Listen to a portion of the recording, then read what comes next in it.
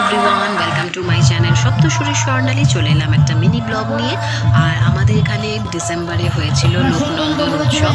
তোমাদেরকে video share করতে একটু লেট হয়ে গেল, তো চলে এসেছি লোকনন্দন উৎসবে। এটা প্রত্যেক বছরই হয়। ফাল্গুন নদী বাগানে প্রচুর প্রচুর দোকান বসে, তাছাড়া রোজ এখানে বাউল গানের প্রোগ্রাম হয়।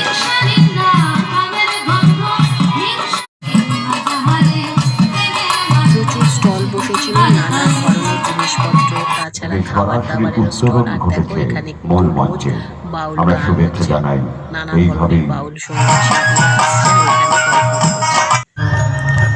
দেখো এখানে আবার মাঠের সাইডে করেছে একটি তুলসী মঞ্চ, ভীষণ ভালো লাগছে। আর চারিদিকটা আলো দিয়ে সাজিয়েছে, ঘরের ঘর হয়েছে, তো ভীষণ ভালো লাগছিল অ্যাম্বিয়েন্সটা। গান হচ্ছিল, তাছাড়া এই দেখো এখানে যেরকম জুয়েলারি, টুকটাক জাঙ্ক জুয়েলারির দোকান ছিল, খাবার দাবারের দোকান ছিল। এখানে ছিল রেসিন শপ, যেরকম ওয়াল ক্লক, ফ্রিজ, ম্যাগনেট, কানের দুল, এগুলো এখানে পাওয়া যাচ্ছে।